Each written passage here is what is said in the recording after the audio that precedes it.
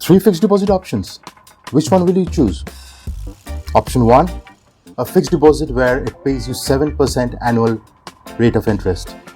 Option 2, an annualized yield of 7.19%. Option 3, an effective annualized yield of 10.01%.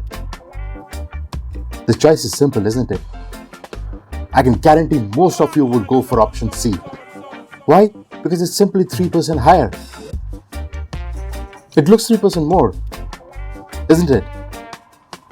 Well, sorry to disappoint you, friends. They are all the same. Really? Come on, man.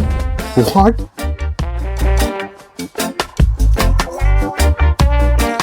See, when banks calculate the rate of return based on simple interest, for the investor, it looks like the base principal amount, it remains constant.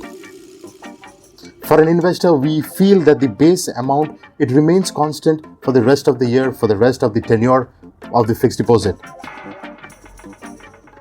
And we base our calculation on that. And that's how the banks show you an FD at an effective rate of 10.01% when actually it's just about 7%.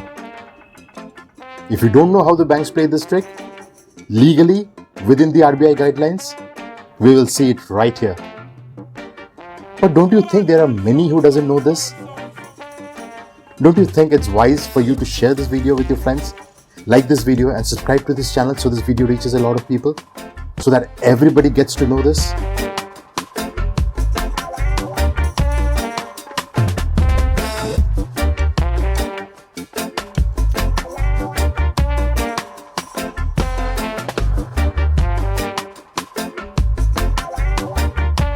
And now we will see how this game is actually played, how it actually looks on paper.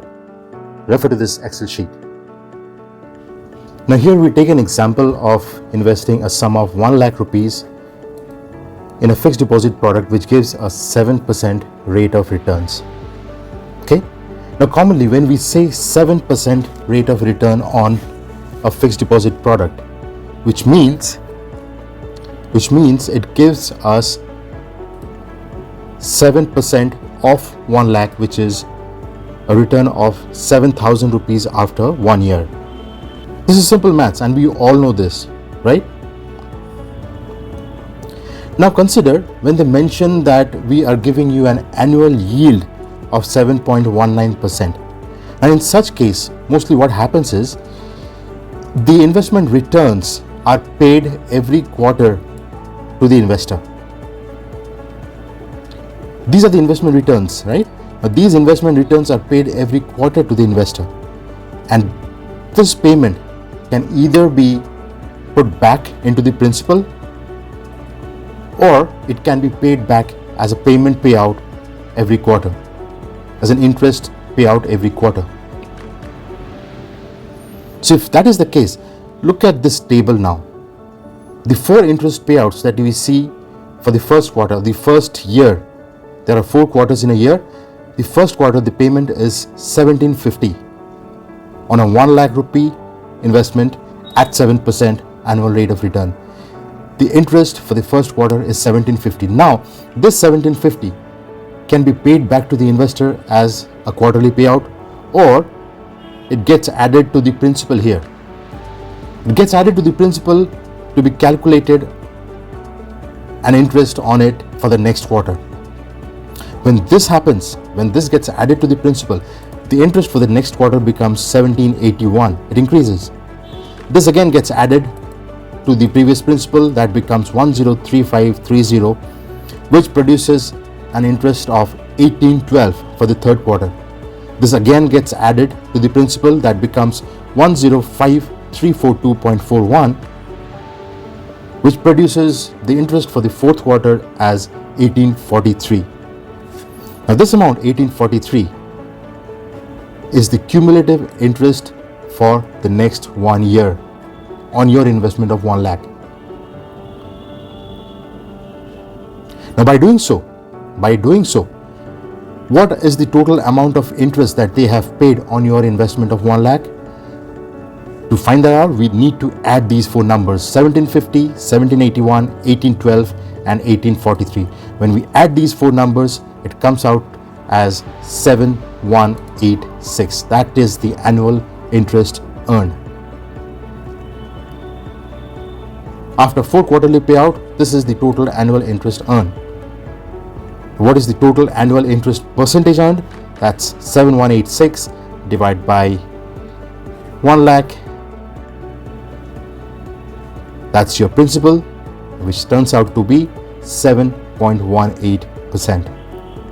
1859, or which is 7.19%. You see, effectively a 7% rate of return. Either you take a payout or they put the payout back into your capital and appreciate it to give you a 7.19% annualized interest yield. That's how they play the game. They give you a 7% rate of return, but they give it to you in a form where you compound it to get an annualized yield of 7.19%. Now do this for the next 10 years. 10 years would mean 40 quarters, right? 4 quarters in a year. So this is your interest column. This is the sum total of interest that you would get in 40 quarters. The total interest amount that you get is 1,160 rupees. So if you just add these numbers for 40 quarters, all these numbers, they add up to 100,160. So the total interest percentage earned is this divided by your original capital of 1 lakh into 100. That is 100.159%, 100.16%. So effectively, this is for 10 years. So effectively for 1 year, it is 10.0159%, or it's 10.01%. So see, that's how they mention effective annualized interest yield, 10.01%. Wow, the entire game changes here. So you see, the same table, the same set of numbers. It's how they place the product in front of you that defines how you think and what you decide. You can now see how things have changed with an investment that spans for more than 10 years. All they will show you is an effective annualized yield, and we will fall for it. We will choose it, but we will take the effective quarterly payout in our bank accounts. And by doing so, we negate and nullify the compounding effect, and we actually earn about 7% returns. It still gives you a false illusion of getting a 10% return, because that's what you can see on paper, or that's what you can see when they have explained the product to you.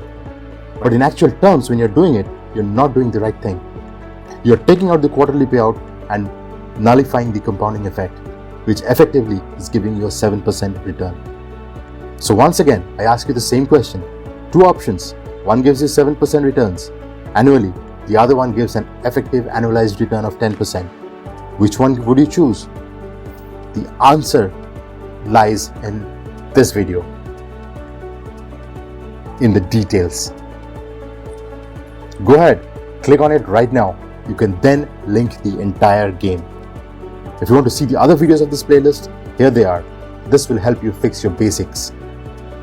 As of this video, adios.